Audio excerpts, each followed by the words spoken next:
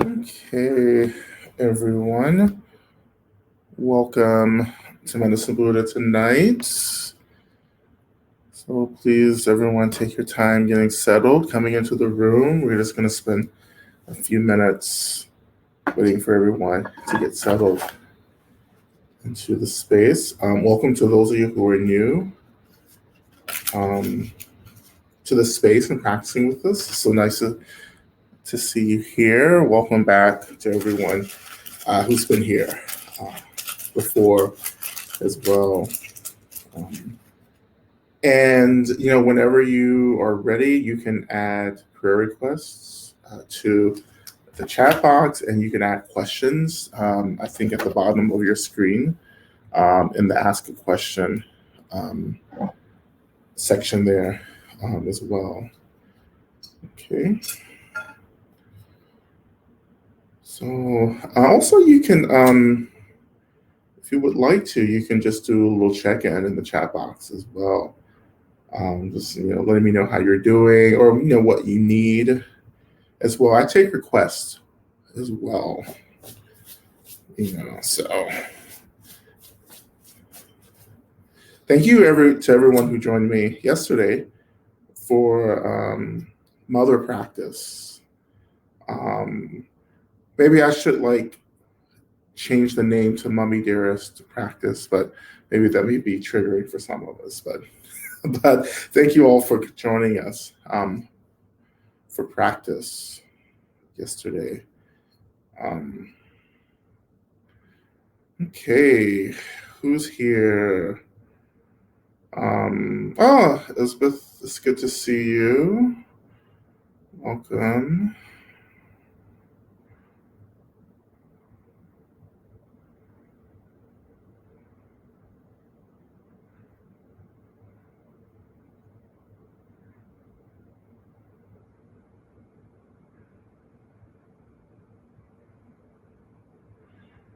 See Jeffrey talking about creativity.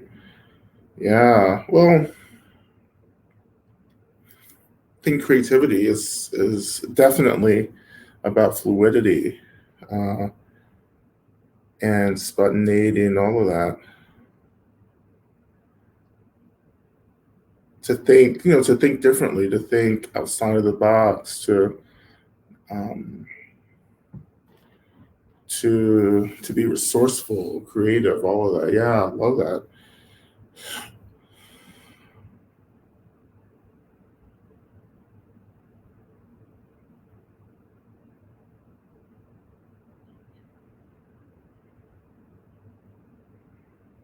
All right. So tonight it's going to continue with what we've been doing the past couple of weeks. So we're definitely continuing with Durga at the very end, and I'm curious, for those of you who've been doing Durga with me, or the Durga mantra rather, what your experience of Durga has been as we added into the Medicine Buddha main practice. So if you have any reflections, go ahead and put those into the chat box. Let's see.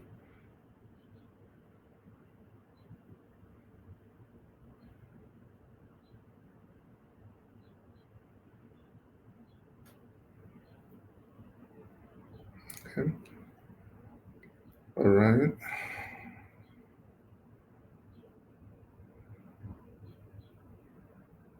Yeah, I'm nearing the end of, or rather, I should say, I'm almost finished with the first draft of the new book, which I am extremely excited about because I would love to get my life back. So every ounce of energy and creativity is going into writing. Of course, some of who are artists and writers and creators and everything, like you kind of get that, but when you're just like so immersed, in the work.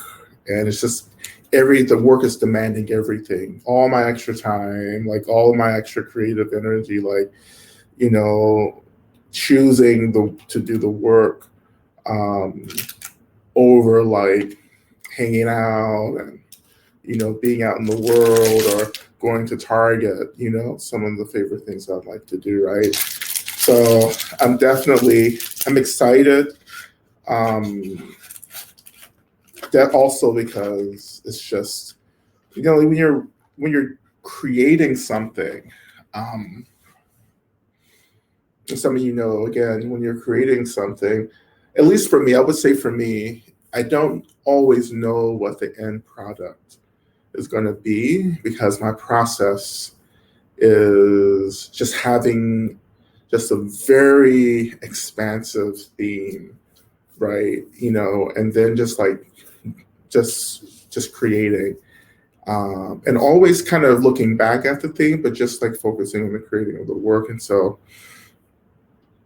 and I always write in a way where I'm not really super aware of what it is that I'm doing, if that makes sense. Like I think the work is one thing until other people start, you know, relating to it. And then the work becomes something different, which I also too find very exciting to go through that experience where you thought it was one thing and then it turns out to be something different.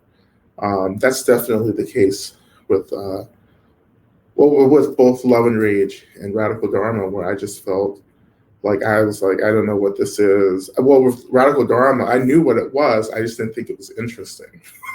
So I was just like, this is just like very um, like I was just like, you know, but that happens too because you spend so much time with something, right? And it's just like, and you kind of get tired. Like you just kind of like, okay, whatever. Here's this book again, you know. And I've been working on this book. I mean, for it'll be 2 years in June and July. I mean, it is June now, so it is 2 years. Like it's been working on this for 2 years from the very initial beginning, the beginning of the idea, till now, right? And it almost feels like it's now that like most of the work is happening. But that's also part of my process. Like when I get close to a deadline, a real deadline for something, then everything is just open. Everything is just coming out, flowing out into the page, which I also really love. It's a really great space to be in, but also it's a lot of energy to hold as well. So I'm just burning my incense. I love incense. I love scent offerings. If you have incense, if you can do incense, I know some of us have strong sensitivities to scent, but usually the more natural the incense is, the better it is. But having incense really just, for me, changes energy. It shifts energy in a space. Incense can be used for so many different things. One, to cleanse energy. Secondly, as an offering to other beings in the space. It's also considered a fire puja as well. So using fire to create transformation, right? So you're turning, the smoke, the substance. Well, you're turning the substance into smoke, and the smoke and can be thus offered in various ways. You can offer it as prayer. You can offer it. It's prayer, really. Puja, fire puja is prayer. So just offering this, so when you offer puja, just really offering it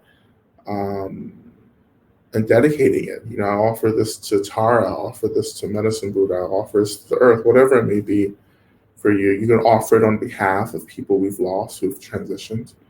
into the spirit world. Um, in Tibetan practice, we use incense also to invite uh, deities and other energies into the space, not just cleansing, but inviting.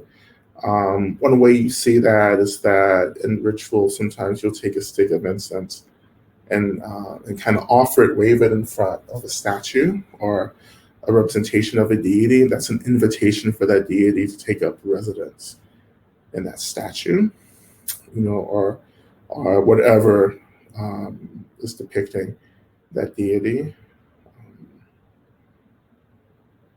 Well, so many different uses, but anyway, I have incense. I have incense in every room. I have, whenever I see incense that I like, I buy it. When I do big fire pujas outside in the backyard, I always offer a lot of incense at the beginning of that practice. And fire puja, I know this it's something that I'm going to teach later on, somehow, in some form. So anyhow, so just a reminder for those of you getting into the room, go ahead and add your prayer requests. We're gonna get started pretty soon. I just want to do a lot of practice tonight. And let's say I want to do a lot of practice, and then an hour later I'm still talking about something random. But today I really am. I'm going to do more practice, just a couple more minutes. Again, welcome to those who are new to the space. This is just to let you know, this is a guided practice. And this is a kind of practice where just to put this into context, like when I began practicing, right, in the Tibetan tradition, and we would get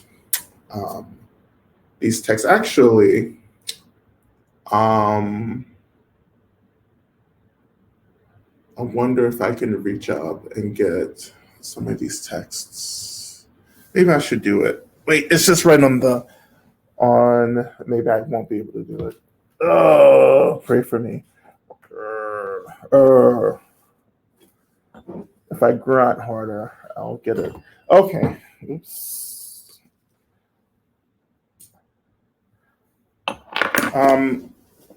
This is a small one, actually. So this is I'll just show you just really briefly what I'm talking about for those of you who are new to Tibetan tradition. So this is actually a small we call it pecha holder. And pecha are the traditional practices and prayers that you would chant. So you would sit down, and then you would just open. So it becomes like a little altar. So you open it up, right? And then you have all your practices here, and you put this little flap down. And this is something, this pecha holder is actually something my roommates gave me when I was living in Boston, preparing to transition to the monastery. My roommates, whom I was living with, I was living in this little collective community. It was just like 4 of us. And they all got together and got me this pecha holder. So when I went to the monastery, I would have them. I have tons of these now. But that will just show you what I'm talking about in terms of practices. So this is white hollow. I'll just show you this. So essentially, this is what it looks like. I know you can't see the writing, but this is the style that you'll get. I know the light is a little tough, right? Okay, there you go. So this is what you get. This is the pecha. You'll see the writing at the very top. You'll see Tibetan script. Oops. Let me see. You'll see Tibetan script. Then in the middle there, you see Chinese script. And then under that, you'll see the English. So this is a white Mahakala sadhana, or practice. And so white Mahakala, and as well as all Mahakalas, are are expressions of, or not expressions, right? Expressions of Chenrezig. And Chenrezig is the bodhisattva of love in the Tibetan pantheon. Chenrezig is related to Tara and Kuan Yin and Avalokiteshvara. I won't be able to say it tonight. I've lost it. But related to this family of deities associated with love. And let's see.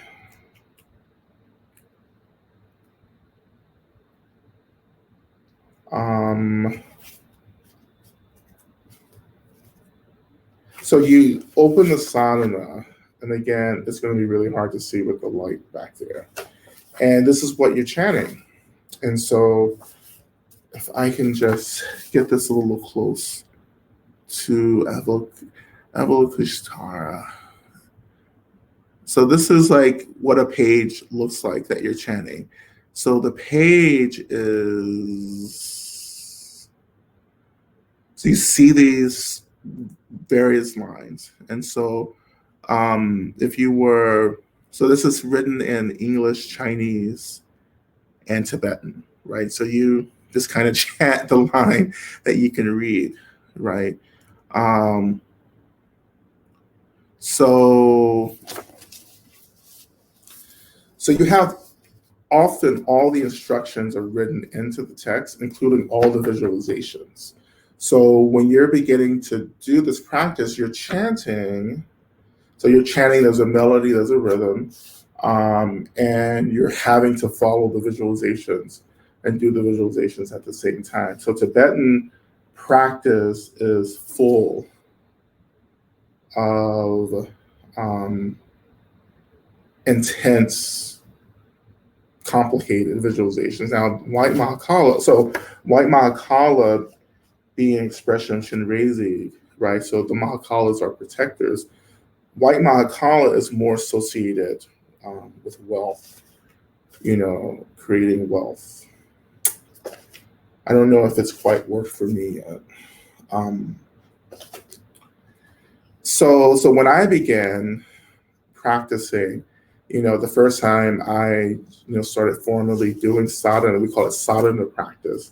So you just sit down, you get this, lot of scripture, and they're like, okay, here we go, we're going, So you're like reading it, trying to follow the melody, trying to like do the visualization at the same time, right? And yeah, it takes a while. It takes a while to figure out how to do that. So I bring all of this up to kind of, I would say, contextualize what we're doing, which is that I think it has been so powerful and impactful for me to kind of develop a different kind of practice where, as a teacher, I can cut through and bypass the anxiety that we may have being like sitting in this practice and getting some papers and told, okay, we're about to do it, right? I didn't, with so many of the practices, you're just told to just do it, just do it, just chant it, just do it. Even if you don't know what it is, like, it's great blessing, just do it. And it just wasn't enough for me anymore because I needed to be engaged much more with the practices, right?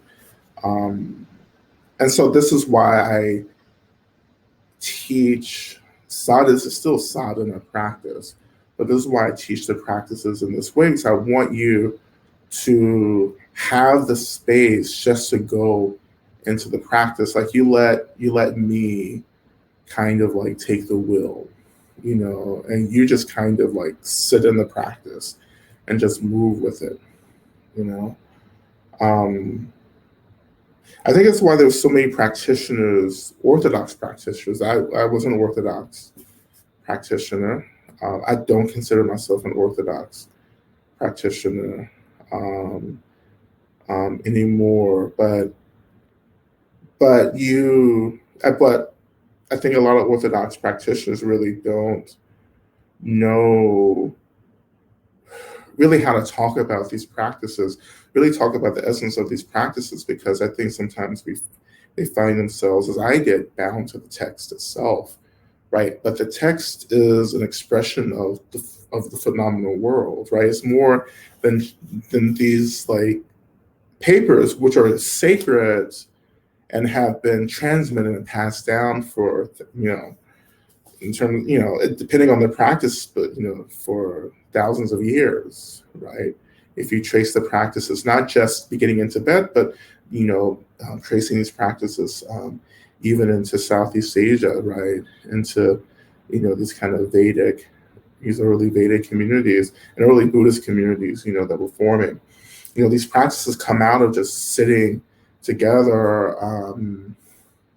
and creating. I believe it comes out of like a collective process, a collective generation of practice where people were getting together and figuring out, these practices collectively, not always someone saying, oh, I have this idea, or I've gotten this vision, or I've had this dream, right? And I've had this download. Okay, let's all do it. I think it was a collective process, right?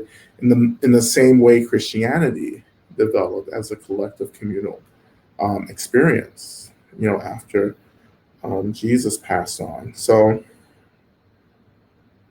this is what we're doing, right? And I call this essence practice, where we get to the essence, we get to the points, and I spent so many of my practice years not really knowing what the point of a lot of practices were, right? And I became a Lama not knowing what the point of a lot of these practices were. I was just like, all I do is sit around and chant, and not that not that I'm saying that we're always trying to look for an experience. It's not saying that either.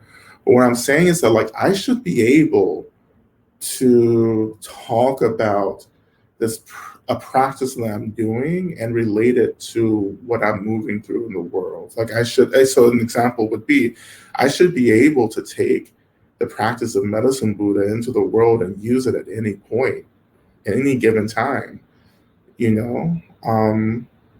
I should be trained to know how to turn my mind to medicine Buddha at any time. I need to practice, and to be able to understand how medicine Buddha arises in different contexts. And maybe in these different contexts, we call the practice something different, right? I think another issue, and this is an issue with many people in different paths, right? But one of the main issues, I think, is also that we don't know how to place our practices in conversation with other systems of practice, as well. Like we need to know how to do that, because that really deepens like interfaith dialogue and learning. And I think something that really bothers me even more, is like when we're so afraid. And I'll speak specifically from where I come from, so being trained in Tibetan Buddhism, the kinds of, like, what's the word? The ways that you are taught to not critique, just the biases that you're taught in the tradition against other traditions, where you're saying, well, that tradition doesn't work, that path doesn't work, and even in my school, in my path, of Tibetan Buddhism, we would, you would definitely hear comments about how other schools of Buddhism, just couldn't get you enlightened. You would hear that. You would specifically hear those statements, not just from regular practitioners like me, but you would hear these statements from leaders of the lineage, you know. And so you have that, you struggle through that, that kind of bias. And there are people who just haven't done the work to disrupt that. Now, I'm not saying that this is exclusive to Vajrayana Tibetan Buddhism, because I have friends in other traditions who have told me the same thing that they were taught about Vajrayana Tibetan Buddhism, you know? And that kind of has to stop. That needs to like kind of end. The superiority of practices really creates, ultimately, it creates a lot of misunderstanding, and that leads to violence. It really does. It leads to cult mentalities, right? And it's not helpful for our enlightenment. So I don't want to, of course, I'm not talking shit about anyone, right? This isn't what's happening, but I will just say that it's important for all of us, particularly for those of us who are new to practice, to always maintain an open mind about the power of different spiritual practices. What we're doing may be wonderful and powerful, but there are many other practices that are wonderful and powerful as well, that may look very different than what you're doing, right? That doesn't make it lesser than, right? So I think this is also about developing a confidence. I'm very confident in what I do in terms of the practices that I take refuge in. Like, it helps me to do the work of reducing harm and awakening wisdom and compassion, which is really all I'm trying to do anyway in practice. I don't feel the insecurity, I don't feel any of that. I don't feel the need to attack or to judge. What I do feel the need to do sometimes is just point out the ways maybe in which people are not doing practice in a way that feels spacious, because that lack of spaciousness actually can create friction with other paths, as well. I was, I've told this story before, I was very fortunate to be, in environments and spaces with people that I was raised to run away from. And I'm talking specifically, I had a good friend years ago who was a Satanist. And actually, this was in graduate school. And my friend was a Satanist.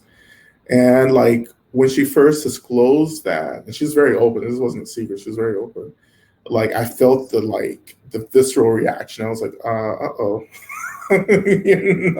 My mama told me to avoid Satanists. But as we became friends, right? Because she's actually quite badass. And the way that she just talked about what she did and what she believed in, and how there was such the school of Satanism that she practiced in so reflected Tantra. I was like, oh, this is really quite rich, right? And it wasn't about evil either. It wasn't centering evil, it was centering the relationship with dualities, So I got a lot out of our relationship. Now, I'm not going to say that there aren't schools of Satanism that are very dark, because there are, right? And certain kind of lineages working with different kinds of demonic presences and energies, that's very real, right? It's very real and it's very powerful. And I'm not saying it's powerful in a good way. I'm just saying it's quite potent practice. And you just recognize that. You just recognize, that there's a variety of practices, and some of these practices are definitely not conducive to my well-being. But there are practices that are where I just have had to challenge myself to move deeper into a relationship with the practice instead of just standing on the outside and just saying, okay, what the hell is this? And I'm not going to deal with this. Um, I hope one of the things that you are getting out of these sessions, I know some of you um, are brand new to this form of practice. And then this is Tantra. This is all just Tantra, right? I'm talking about different ways of communicating practice and leading practice, but this is all Tantric practice. So I will always be a Tantric practitioner, Tantrika, is one of the phrases we call ourselves. I'm always going to do that. Like, that's my core. Tantra is my core lens in which I view the multiplicity of reality. And saying that, I know I still need to go and see everything everywhere because everyone's like raving about it still. I have to make that a point this week to do that. But anyway, but what was I saying? What was I saying? I was saying something about multiplicity and diversity. It was going to be a good point too. I totally forgot it. Oh, I know some of you. I was just saying, some of you are new here. Yeah, I think one of the important things to keep in mind, and that's where I've lost it. So I completely lost that line of thought, but it'll come back in the middle of practice as it always does. A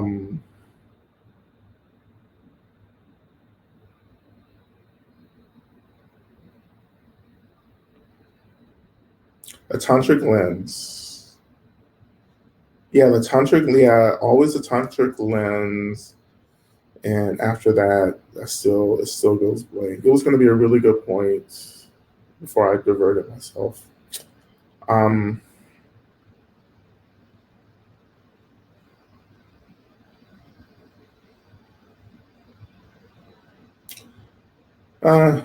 It'll come back. So just to finish this up, and then we'll get into practice. Yeah.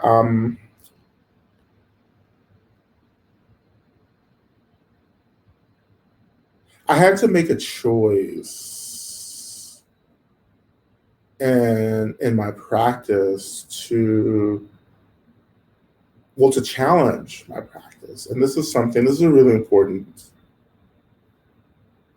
thing to do.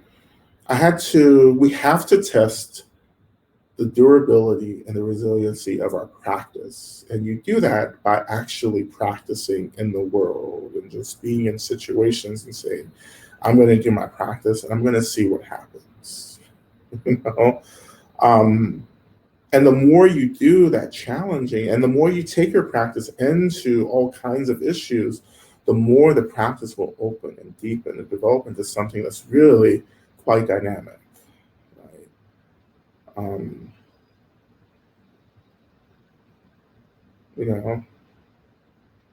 But if you don't do that, like your practice isn't going to grow, right? And this is one of the reasons I left Orthodox Tibetan Buddhist Vajrayana spaces, because I just felt like, this is why I left a lot of Buddhist spaces actually, because I just felt like we weren't practicing with the world. It was like we were practicing to bypass the world, not practicing with the world itself.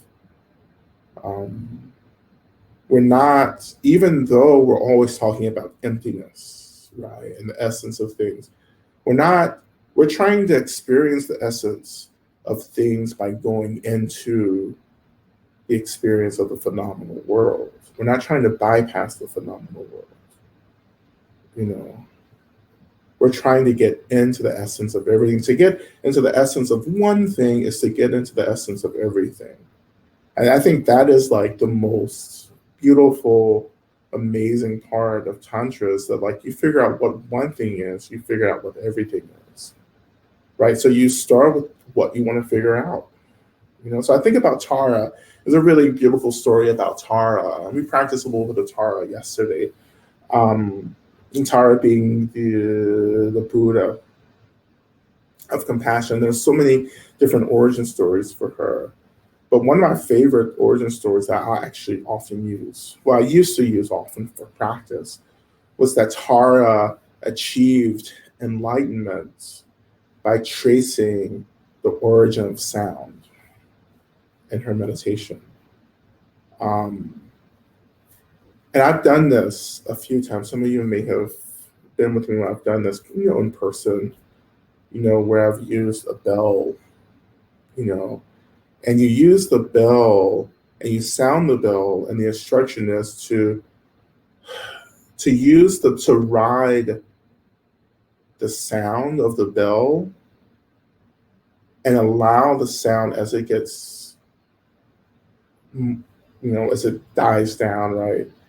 To allow that dying sound to really hold your attention into the emptiness that it is dispersing into. And that was a really powerful practice, actually. And that's, one of Tara's origin stories, right? And that's something you can just do whenever you want. Like you can get a bell or whatever and just use the sound of the bell as an anchor and rest your mind, your attention in that anchor, and then just let it guide you deeper and deeper into emptiness as it, gets softer and softer. Um, you know, um, this durability of practice is the only way the practice is going to deepen. Like if you just sit here and do practice with me and don't do it any other time, or if you're out in the world and you're not thinking about it and reflecting on it, then it doesn't go anywhere. Like it doesn't grow, right? It's like planting a seed. Like we get this seed planted in practice, right? But you don't water it outside of practice, right? You only water it when you're here, but you have to water it continually, by thinking about practice, by reflecting on it, by, just by,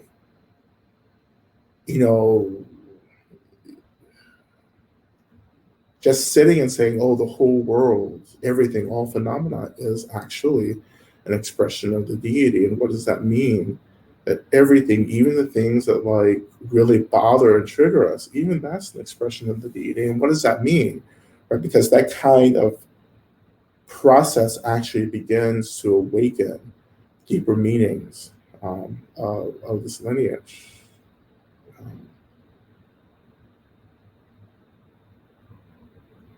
Right?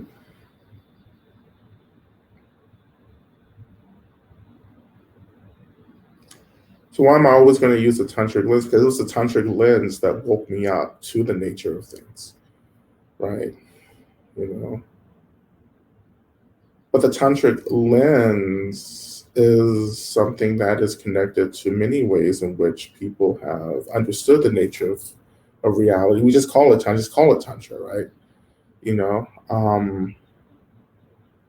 but this is the thing when we come into systems, you have a core system. Like no matter how diverse and dynamic people may be, as practitioners or whatever whatever spiritual path it is, there's a core thing. Like you have to have a foundational core lineage that you're coming from, like you have to have something that stabilizes your practice as you're exploring maybe other forms and lineages of practice, right? The people, and when you don't have this core foundational lineage and you start doing a whole bunch of other things, we call this New Age spiritualism. New Age spiritualism is actually the lack of a foundational practice or lineage, or we may call it lineage. When you don't lack that, when you lack a foundational lineage that you're starting from, then it's hard for you to stabilize and deepen practices. You need the ground. So lineage is the earth. You need the earth to do work. Like you need the earth to hold you. If you don't have that, you're just doing a whole bunch of shit that actually doesn't add up to do anything. And actually, when you don't have a lineage and you're doing a whole bunch of stuff, then all of that becomes fuel for ego fixation. The ego will actually co-opt all the things that you're exploring, right? And again, this is what we call New Age spiritualism.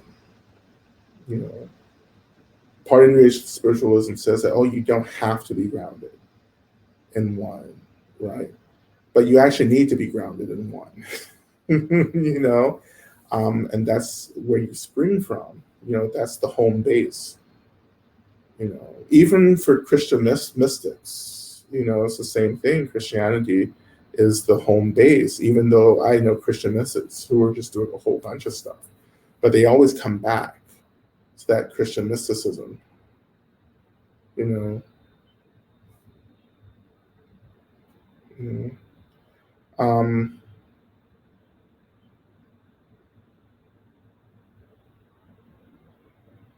you know, the pillars that hold up your practice, exactly.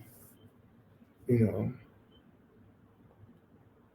like you need a language. You need a basic language to work with. And then you can learn other languages, right? But you need something like, what is your native language here in practice? And this, so Tantra is my native language.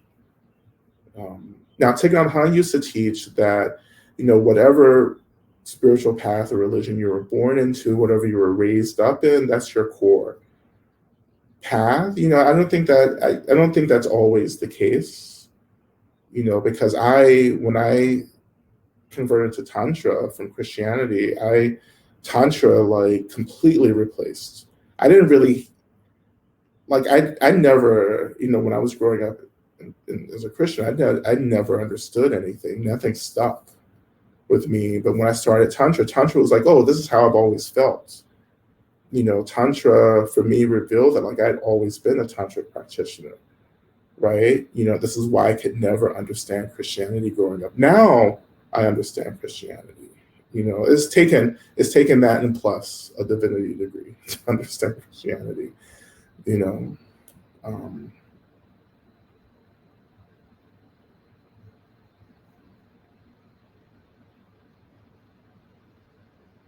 you know, be rooted in practice, right? The rootedness is what we're talking about. You know, and plus when I'm doing other things, you know, when I'm, you know, like off, like, you know, working with other kinds of spiritual teachers, um, like I may not be able to explain the practice from their perspective, but I can translate it in tantric terms, and that's the way I can get into practice. I can say, "Oh, this is what's happening," you know, from what I understand from my tantric practice, right? Um, and I've said this before too. It's like it's so important for those of you who are teachers to develop as much as you can, right? I know this is really hard, to develop ways of talking about your practice in different ways for people who are coming from different traditions, really, you know, to become like multilingual in the sense where I can, when I sit and do, so you know, we're going to do Medicine Buddha, right? And how would you explain, for those of you who have been doing Medicine Buddha for a while with me, like how would you explain Medicine Buddha, you know, to a fundamental Christian practitioner? Oh, but actually, it's fundamental also like evangelical Christians. You know, I'm just saying Christianity because that's of course what I came up with. You know, but whatever's more appropriate for you. But like, how do you explain? And I have actually explained what I do to both fundamentalist Christians, and the evangelical Christians. It's easier. I know this is a weird statement to say, particularly in this country, the U.S. I can have some really interesting conversations with evangelical Christians, quite, and I have quite a bit. And it's been very generative as well. Because there's so much, again, using my lens of Tantra to talk about evangelical Christianity, I can say that, like this kind of idea that you can have a personal relationship with the deity actually mirrors my practice, that I engage in. Like, I do believe I have to have a personal relationship with the deity that I'm practicing with, right? And so that's a doorway, so you can create this kind of interfaith dialogue, with people. But it also takes practitioners who, well, this is going to open up a whole can of worms, but you can't take your practice so seriously. Well, I mean, that's a nuanced statement. You can't, and this is a tantric statement, right? Like, this is very tantric, where it's like you can't be so serious about your practice, but on the other hand, you have to be really serious about your practice. Again, so this is the Heart Sutra happening, where it's like, I told you I was going to practice, and now it's like almost an hour into the session. I haven't practiced, but we're going to get there after I say this. When I say you can't be so attached to your practice, you can't be so serious about your practice, because seriousness, like that intense seriousness, can actually lapse into really intense fixation and contraction. So you get really serious about something, you get really like tight and shut down. And a lot of us are going through this, not just with spiritual practice, but with political views, with some of the other things in our life, where we're getting so tight. This is who I am, right? But there has to be spaciousness in whatever we're identifying with, especially spiritual practice. So serious, and that seriousness also it comes from anxiety, because we actually haven't practiced deep enough to experience being. So when we get really serious about spiritual practice, it's an expression of grasping. We're grasping, right? And the anxiety comes from not feeling as if we've grabbed onto something enough. So we think the antidote is just to get more serious. When in Tantra, actually the antidote is to relax, to be,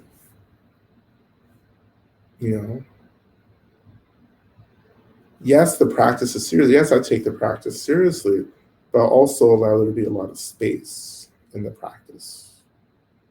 So I'll stop it there, because I think there's a lot that I can keep going on about.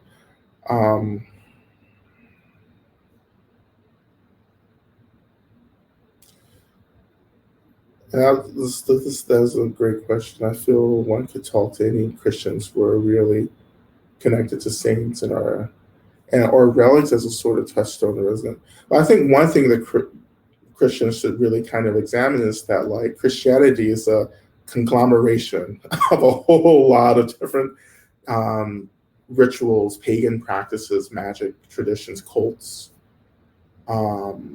that were really quite influential during the early development of Christianity. I think that is one of the things that has to be pointed out, is that, like, there's an incredible amount of magic in Christianity that's been bypassed. Well, you still do it. It's still being done, but it's not being named as such, right?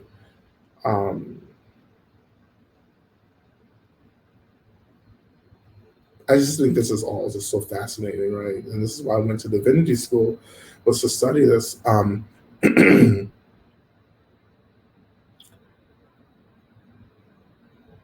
But to say, lastly,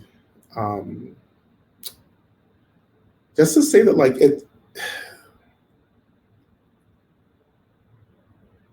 no matter how unique and special I think my spiritual practice is, it's very likely that you can find a reflection of it in another spiritual path that you had no idea had anything to do with your practice. You know, um,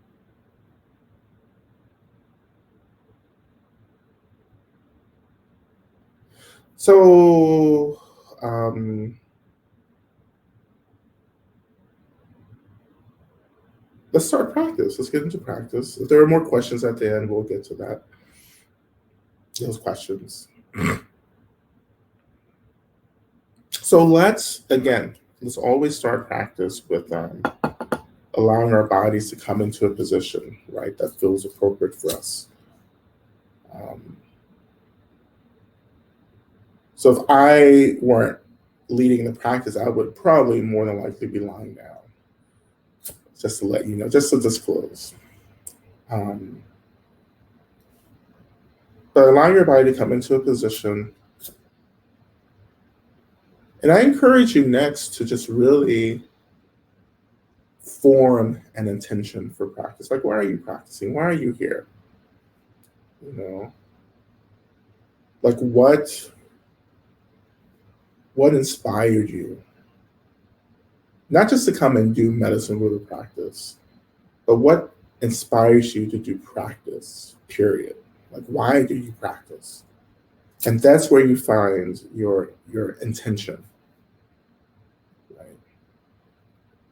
Right? You can practice, your intention can be to achieve enlightenment or to develop wisdom and clarity and patience, to suffer less. All those are valid. You know?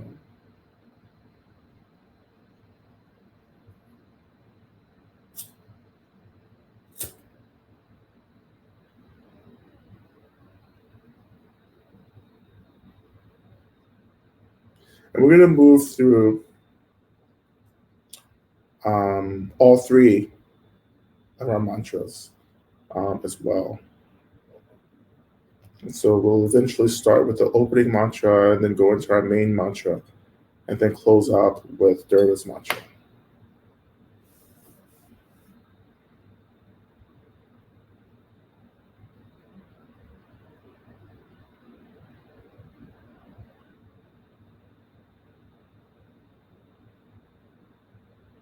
So we're actually going to start open with our mantra, our first mantra, before we continue. So Minla Sange Kino Soha, which translates into Medicine Buddha. Please think of me. That's the literal translation. But we translate it also as Medicine Buddha, please come. Medicine Buddha, please awaken. Medicine Buddha, please consider me. Medicine Buddha, please hold me, take care of me, tend to me. That's the generative, creative expression of the mantra, and that's where I want you to go with this. When we're beginning to chant the mantra, you ask yourself, what do you need from Medicine Buddha right now? And that's what you're chanting, you're asking for. This mantra is a prayer. So if you need Medicine Buddha to think of you, that's great. If you need Medicine Buddha to heal you, to take care of you, that's all great as well. So this is personal. This is up to you. Like, what do you need right now? And that's what you're chanting for, to awaken or to invite the consciousness of Medicine Buddha to be here in your practice. Okay? And so when we chant it, we're believing too that Medicine Buddha is arriving, that the Medicine Buddha, that the energy, but to begin with, the energy around us actually begins to awaken into a kind of intelligence, a compassionate, loving intelligence. And that is the consciousness of the Buddha, right? And particularly in this case, Medicine Buddha.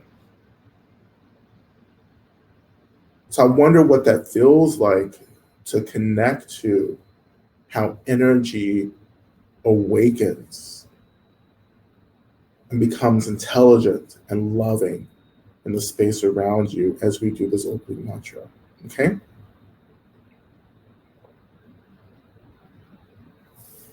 So we'll begin. We'll chant this a few times as well.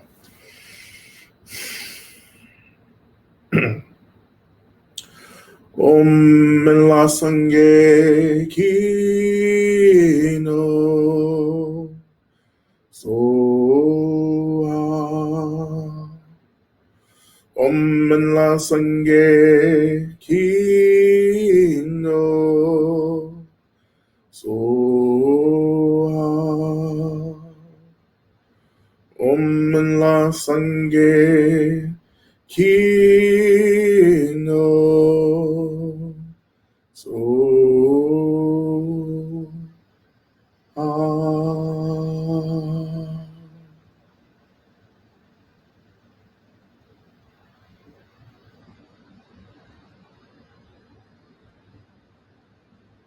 So imagining, even if we can't connect to this, but beginning to imagine that indeed the space around you, the energy around you is awakening as the consciousness of Medicine Buddha, that everything around you becomes an expression of this enlightened consciousness. An enlightened consciousness is only a consciousness that knows itself, right? A consciousness, or an awareness that knows itself, that knows it's aware. For our consciousness, right, we're still struggling to become aware of our awareness, or for our consciousness to become aware of consciousness itself. So that's where we're at. But when we talk about awakened beings and the awakened consciousness of beings, these consciousnesses know that they're awakened. There's no doubt, there's no confusion, right? Awakened consciousness is the exhaustion of confusion. So what does that feel like? To imagine this consciousness of Buddha, Medicine Buddha, to awaken around you in your space. How does that change your relationship or your experience of space right now? Maybe another way to get into this is, what does it feel like to imagine that space itself around you loves you?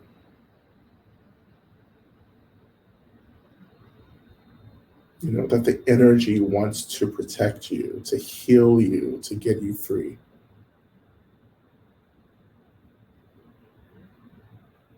And this is a really basic practice that you can practice anytime when you're out in the world.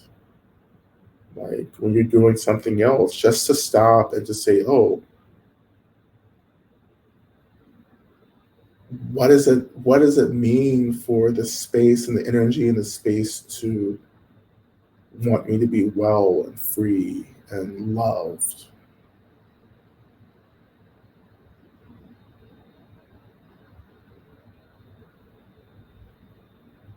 And when I feel maybe in danger, or when I feel the fear or the anxiety, or for some of us, we talked about this last week or a couple of weeks ago, when we go into public spaces now and feeling, just the fear of being in public right now, given all the violence that's been happening, for those of us who have to be in public spaces, like, how can you turn your mind to a mantra like this and to begin to awaken the love, the compassion, the intelligence of the energy around you, and how that could be a way to prevent other energies from overwhelming the space that lead to violence.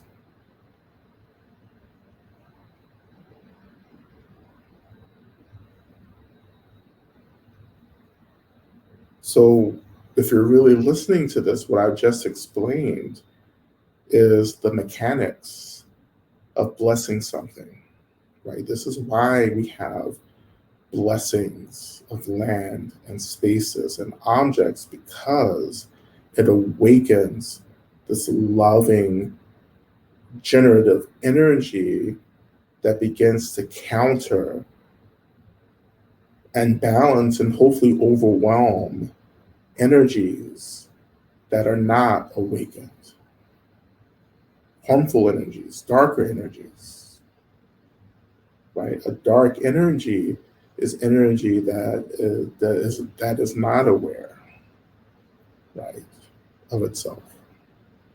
That is actually an expression of confusion itself. So we bless things, we bless spaces, right, in order to awaken this positive conscious energy to benefit and to help.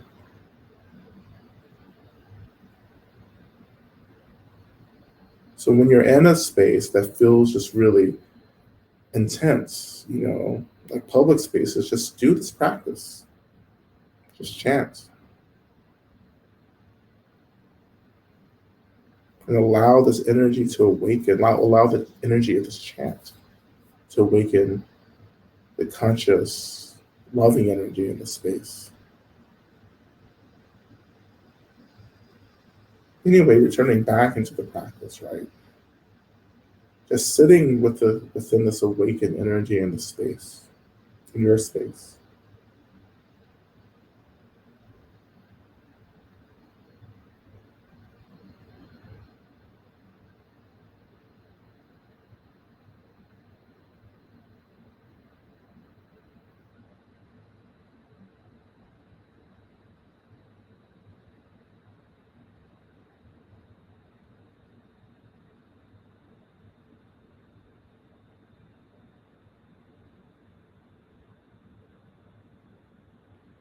And so when you're ready, let's actually shift our attention down to the seat. Again, just noticing the weight of our bodies making contact with the seat. This is part of our grounding practice. You can't and you shouldn't try to launch into the ultimate without first acknowledging and grounding in the relative. Because this is where our bodies are, we're in the relative. So acknowledge that and allow the body to actually take care of us as we move deeper into what can feel like a very abstract, kind of absolute experience. And when you're ready, connecting even deeper to the earth, acknowledging the earth, the land under you. If we're somehow touching the floor, we're in contact with the floor, that's a connection that we can just shift our attention into, like my foot is on the floor. Right now, the floor is an expression of the earth, so I feel disconnected. I feel connected to the earth right now through my foot and the floor. And feeling that groundedness. The seat is also an expression of the earth. In any case, we're being held, we're being grounded, we're being stabilized. Right? And I wonder if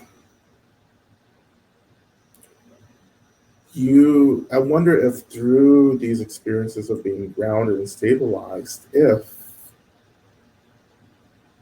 you can experience this as being loved and cared for. So being held by the seat, being held by the earth, the floor, can you experience that as care, as being cared for? And I wonder if you can just allow yourself to really kind of sink into this experience of care. Because again, as I've said often, the phenomenal world is always trying to take care of us, but we just don't get that. We don't pay attention. So noticing the seat taking care of you, noticing the floor under you rising to meet you, to hold you, just to begin with, because there's so much more happening in the phenomenal space around us.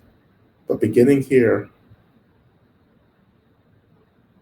and if you haven't felt cared for at all today, right, which is common for many of us, can you experience this care right now from the earth and from your seat?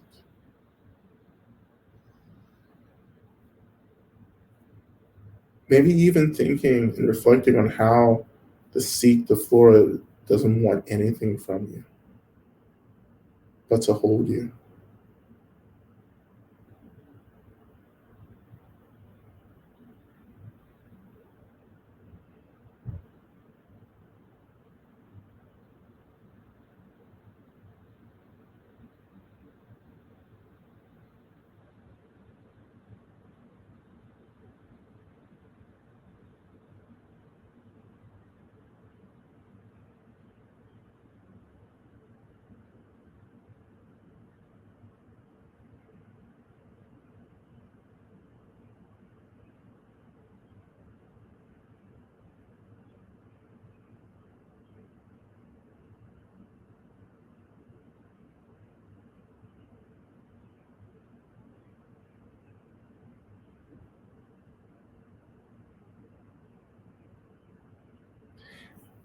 And when you start connecting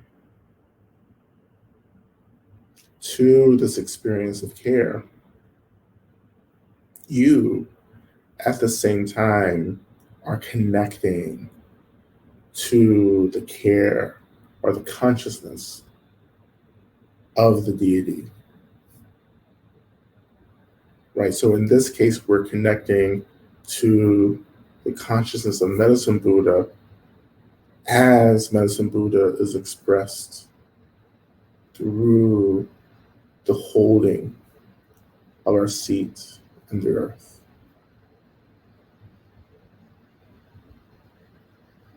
So this is what I mean we've been talking about tonight so far. Like, how can I begin to connect to the deity in everything, including the experience of sitting on a seat or lying on the floor?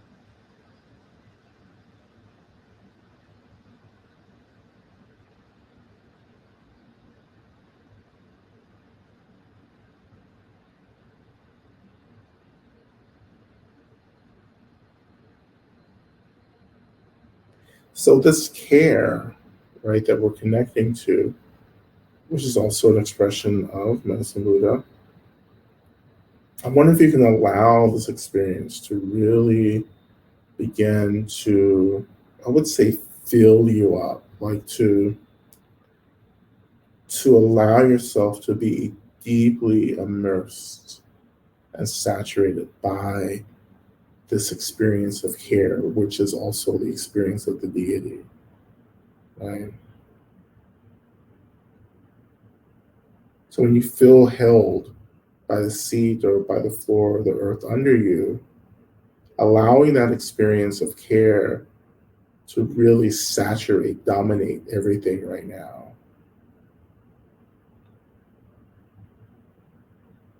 To be consumed by this experience of care, which again is the experience of the deity in this case as well.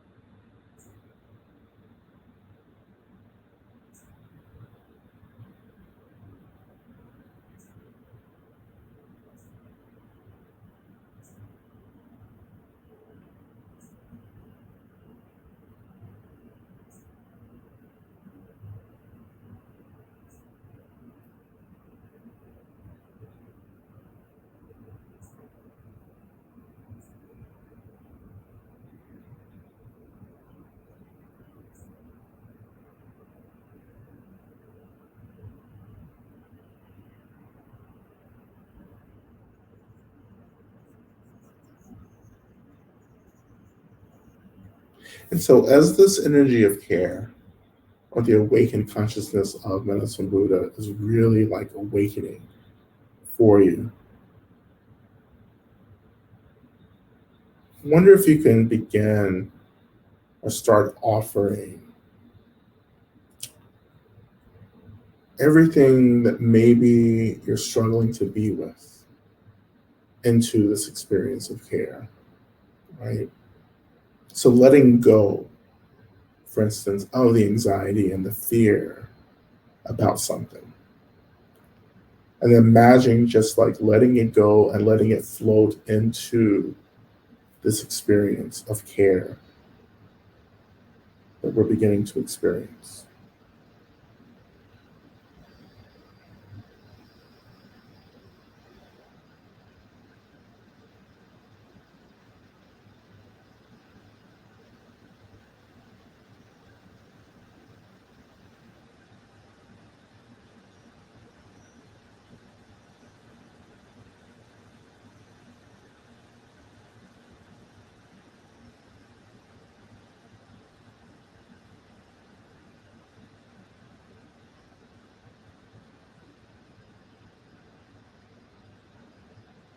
For those of you who are familiar with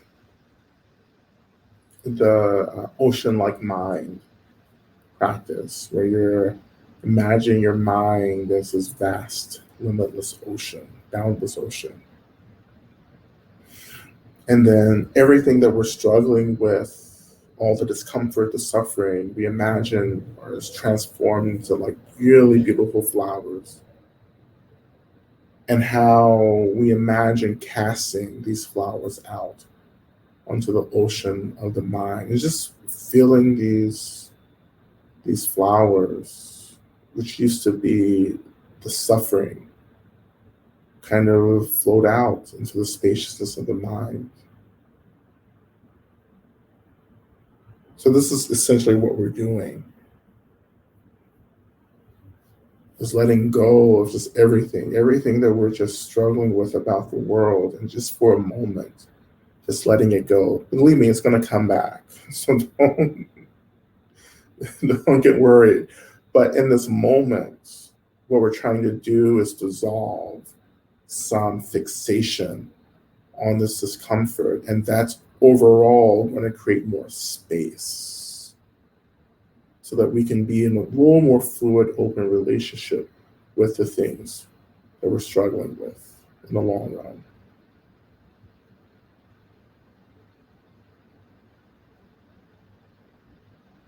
So just offering all of this into this experience of care.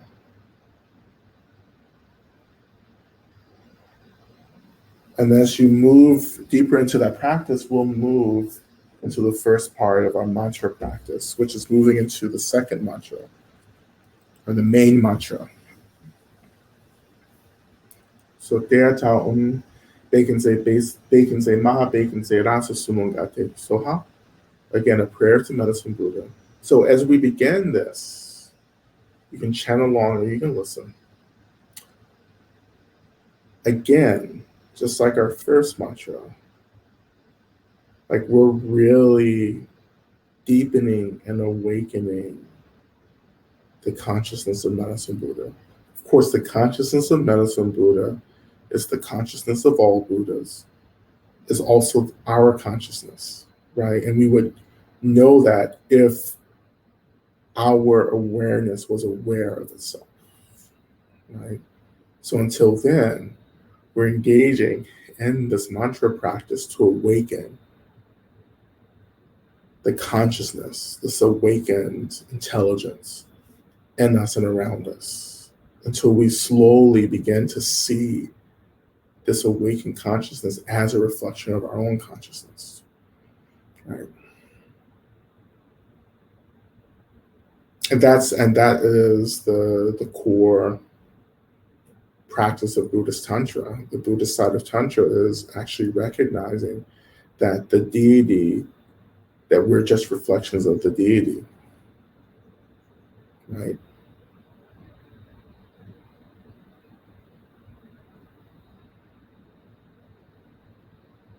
So just sitting in this care, imagining the awakening of a deeper experience of consciousness as we move into the mantra. All right. So te a taum begenze ma begenze raza sumunga te soa.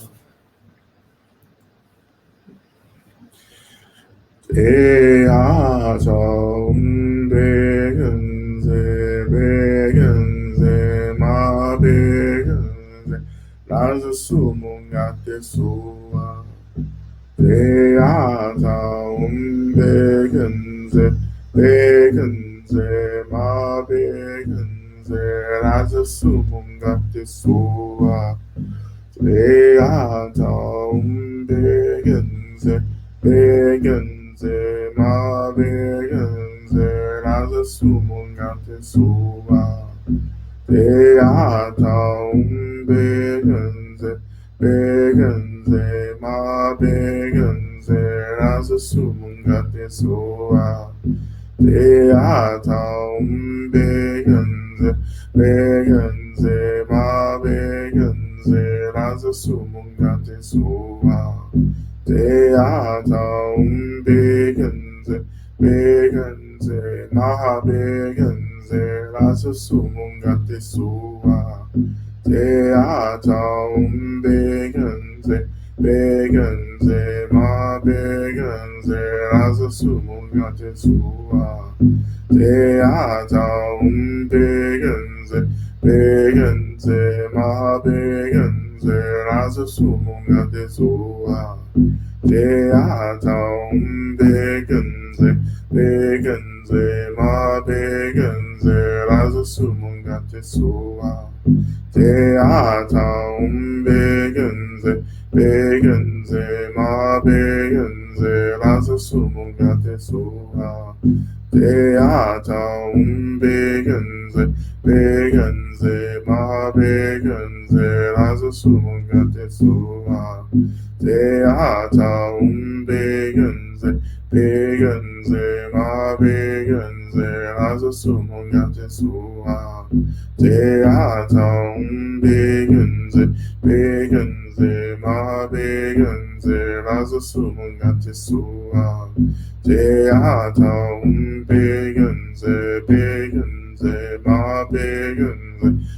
sumungate sua. Beata begenze, ma begenze, raza sumungate sua. Beata begenze, ma begenze, raza sumungate sua. Beata begenze, ma begenze, raza sumungate sua. Beata begenze, ma begenze, raza sumungate sua. Beata begenze, ma begenze, raza sumungate sua. Beata begenze, ma begenze, raza sumungate sua. Beata begenze, ma begenze, raza sumungate sua. Beata begenze, ma begenze, raza sumungate sua. Beata begenze, ma begenze, raza sumungate sua. Beata begenze, ma begenze, raza sumungate sua. Beata begenze, ma begenze, raza sumungate sua. Beata begenze, ma begenze, raza sumungate sua. Beata begenze, ma begenze, raza sumungate sua. Beata begenze, ma begenze, raza sumungate sua. Beata begenze, ma begenze, raza sumungate sua. Beata Begenze, Maha Begenze, Laza Sumagati Sua, Tehata Begenze, Begenze, Maha Begenze, Laza Sumagati Sua, Tehata Begenze, Begenze, Maha Begenze, Laza Sumagati Sua, Tehata Begenze, Begenze, Maha Begenze, Laza Sumagati Sua, Tehata Begenze, Begenze, Maha Begenze, Laza Sumagati Sua, Tehata Begenze, Begenze, Maha Begenze, Laza Sumagati Sua, Tehata Begenze, Begenze, Maha Begenze, Laza Sumagati Sua, Tehata Begenze, Begenze, Maha Begenze, Laza Sumagati Sua,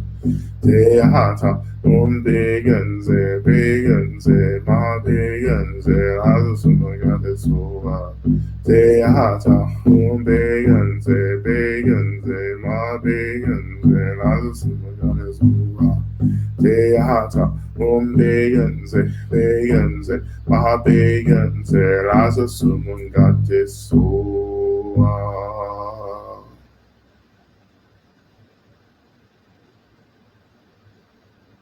We're going to transition now to offering our prayers before going back into the second part of the main mantra. Right? So again, just making a special request for all Buddhas, Bodhisattvas, Dharma protectors, all saints, deities, benevolent ancestors, all the elements, including the earth, all the beings connected to the lands that we're practicing on, all spirits of light, all beings of good and justice. I invite you to gather and to hear our prayers, and we ask that you work on our behalf to bring about the fruition of the prayers that we really need support around.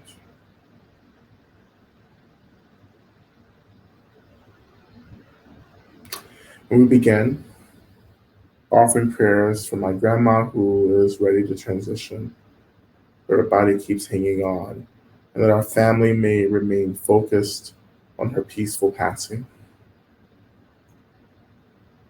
We're offering prayers for Janet and her great niece and great nephews who she is caring for.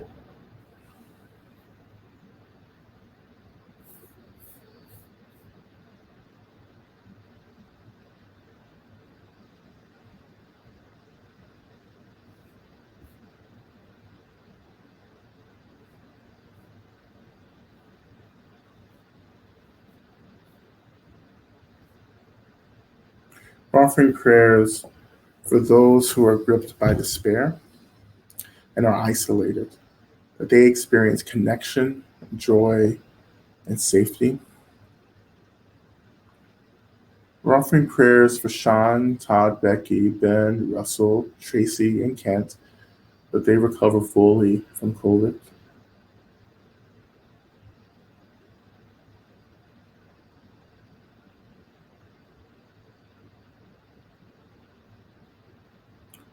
Offering prayers for patience and freedom from pain as I continue to recover from a difficult surgery.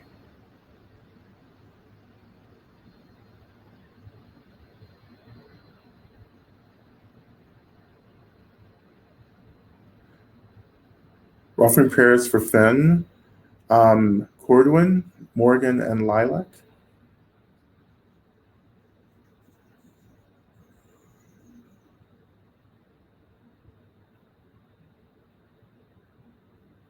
Offering prayers for my sister who is struggling with addiction and affects her health.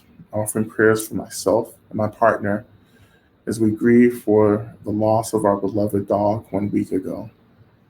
Prayers for teachers and students at schools in the U.S.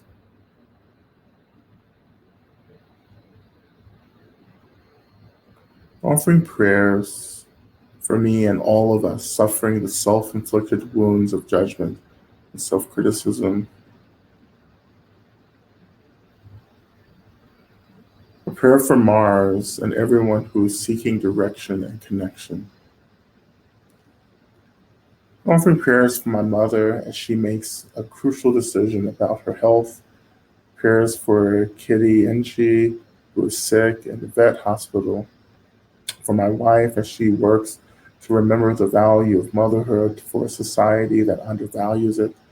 Prayers for the exhaustion I see all over my community. May people get the rest and restoration they need.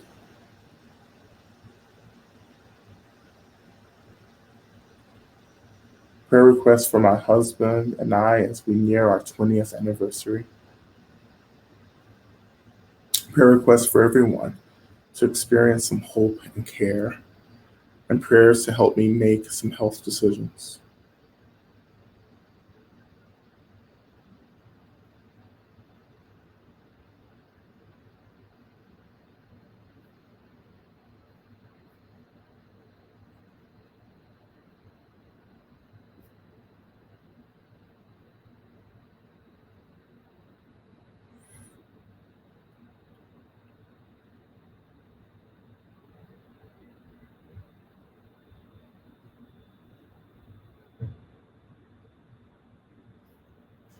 Offering prayers for my son who is young and recently disabled with MS, suffering, and is just trying to hang on. Offering prayers for all the animals of this hurting earth, and for all the indigenous people, that they may remain strong, healthy, and connected to one another and to the land.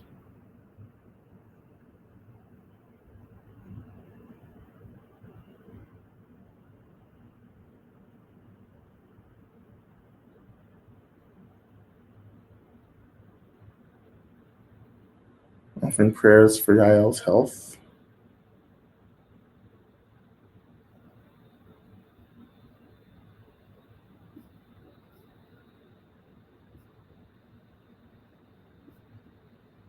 Offering prayers Offering prayers for my cousin Bill, who died unexpectedly on Saturday, leaving behind his wife, two children, mother, brother, and many family and friends. May our shock and grief soften.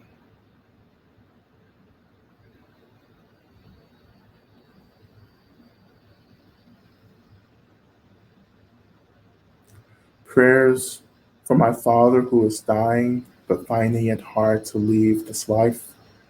Prayers for my sister, who is his primary caregiver at this time.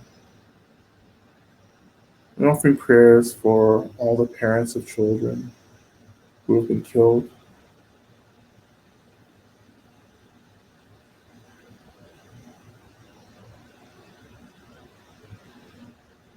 May the Sangha continue to grow in compassion and love.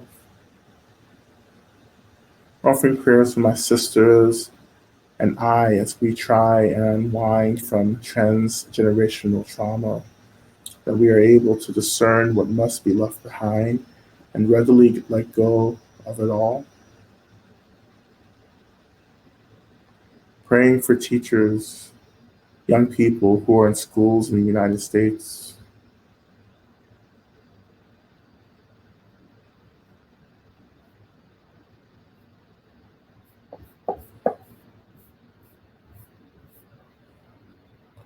Offering prayers for all sex workers, specifically trans POC sex workers. May they be safe and protected, nourished and loved. Offering prayers for my daughter and all other children seeking to continue to see school as a space of learning and refuge rather than one of fear and potential danger. Prayers for those in my community reacting with fear, with anger, out of fear. Prayers for me as I navigate a long road ahead of emergency dental and medical work as a precarious person with a history of trauma in the midst of a tumult of difficulty.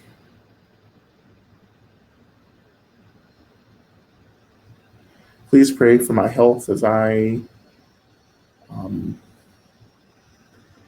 please pray for my health as I am dealing with a severe health condition that is majorly compromising my health and body and life. Requesting prayer for my mother and all single Black mothers to experience self-love, healing, and liberation. Prayers for my blood and chosen family, my lineage, my ancestors, for me, my body. Prayers for my care pods, my academic pursuits and career paths. Prayer for all beings, all the elements, and for Bumi Ma that gives and holds life. Prayers for all healers, for every act of kindness and peace, limitless abundant love, and prayer for Lama Rod for his leadership in and for liberation for all. May we all be richly blessed as we do the work to be and support freedom. Prayers for all those so completely entrenched in systems of white supremacy, exploitation, and patriarchy that they cannot see the path to freedom. That thing they cannot see the path to freedom must include the work of its renunciation, including many people in my family.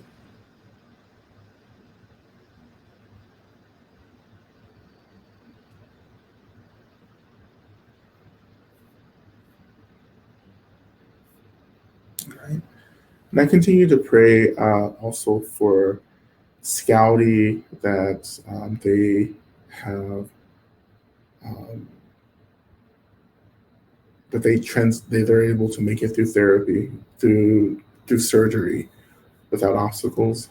Um, as I continue to pray for all of us in this space, that we have what we need in order to experience restoration and freedom, that we have what we need in order to support our communities and all others around us who need the support right now.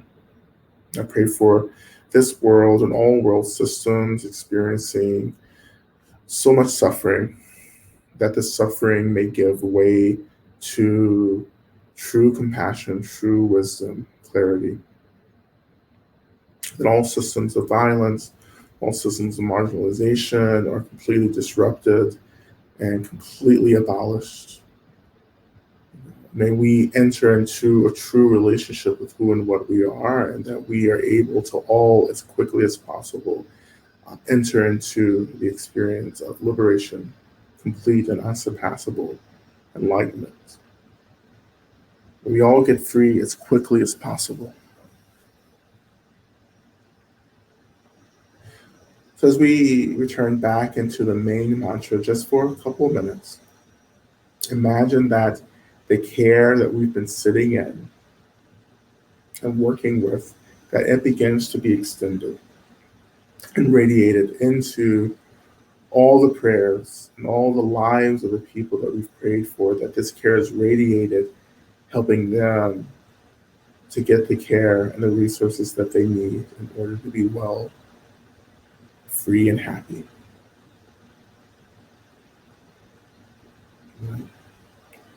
O te atom begenze ma begenze rasa sumungate sua. Te atom begenze ma begenze rasa sumungate sua. Te atom begenze ma begenze rasa sumungate sua. Te atom begenze ma begenze rasa sumungate sua. Te atom begenze ma begenze rasa sumungate sua. Te ata begenze ma begenze rasa sumungate sua. Te ata begenze ma begenze begenze rasa sumungate sua. Teata begenze, begenze, ma begenze rasa sumungate sua. Teata begenze, begenze, ma begenze rasa sumungate sua. Teata begenze, begenze, ma begenze rasa sumungate sua. Teata begenze, begenze, ma begenze rasa sumungate sua. Teata begenze, begenze, ma begenze rasa sumungate sua. Teata begenze, begenze, ma begenze rasa sumungate sua. Teata begenze, begenze, ma begenze rasa sumungate sua. Teata begenze, begenze, ma begenze rasa sumungate sua. Teata begenze, begenze, ma begenze rasa sumungate sua. Teata begenze, begenze, ma begenze rasa sumungate sua. Teata begenze, begenze, ma begenze rasa sumungate sua. Teata begenze, begenze, ma begenze rasa sumungate sua. Teata begenze, begenze, ma begenze rasa sumungate sua. Teata begenze, begenze, ma begenze rasa sumungate sua. Teata begenze, begenze, ma begenze rasa sumungate sua. Teata begenze, begenze, ma begenze rasa sumungate sua. Teata begenze, begenze, ma begenze rasa sumungate sua. Teata begenze, begenze, ma begenze rasa sumungate sua. Teata begenze, begenze, ma begenze rasa sumungate sua. Teata begenze, begenze, ma begenze rasa sumungate sua. Teata begenze, begenze, ma begenze rasa sumungate sua. Teata begenze, begenze, ma begenze rasa sumungate sua. Teata begenze, begenze, ma begenze rasa sumungate sua. Teata begenze, begenze, ma begenze rasa sumungate sua.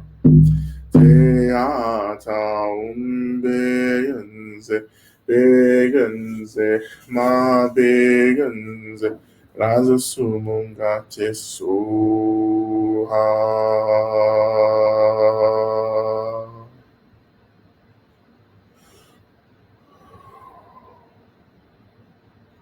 So shifting our attention back to the seat. Again, reconnecting to the weight of the body, the contact that the seat and the body are making. Connecting to the earth under us. And we'll begin our transition into our last mantra, the mantra of Durga Ma.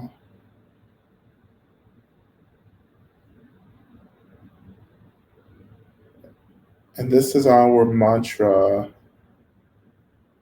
of really protecting what we've awakened, sealing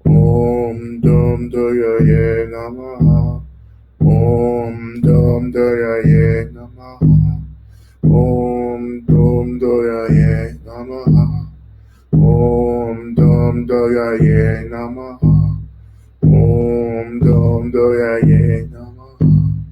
Om Dum Dayaye Namaha. Om Dum Dayaye Namaha. Om Dum Dayaye Namaha. Om Dum Dayaye Namaha. Om Dum Dayaye Namaha. Om Dum Dayaye Namaha. Om Dum Dayaye Namaha. Om Dum Dayaye Namaha. Om Dum Dayaye Namaha. Om Dum Dayaye Namaha. Om Dum Dayaye Namaha. Om Dum Dayaye Namaha.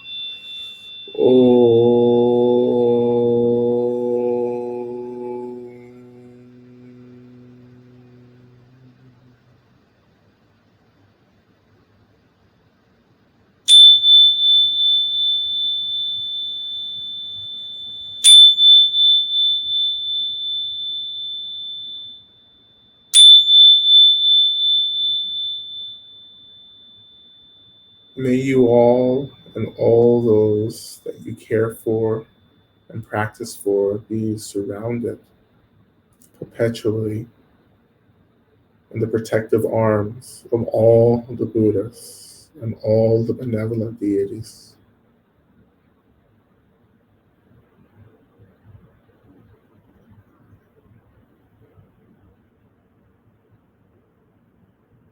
All right.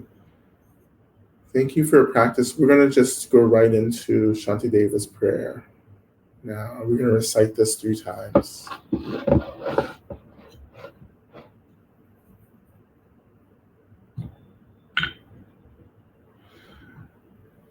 May I be a protector to those without protection, a leader for those who journey, and a boat, a bridge, a passage for those desiring the further shore.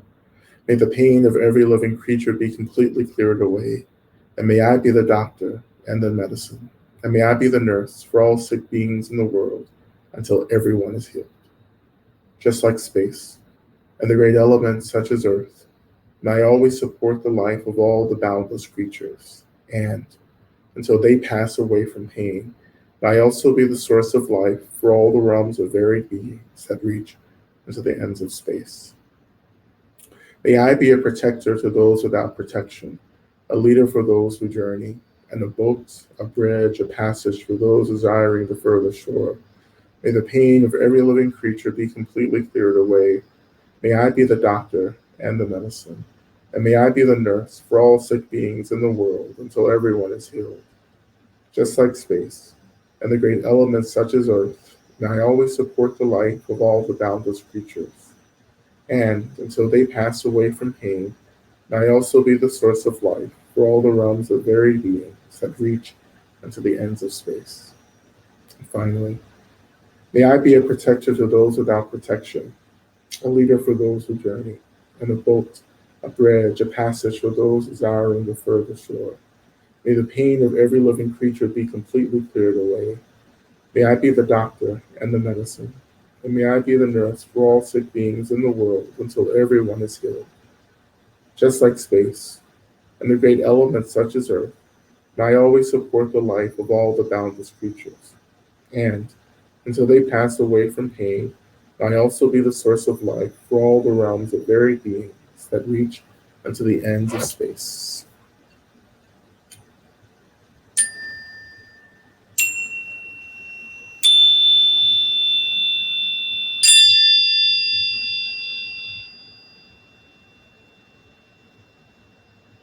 Right.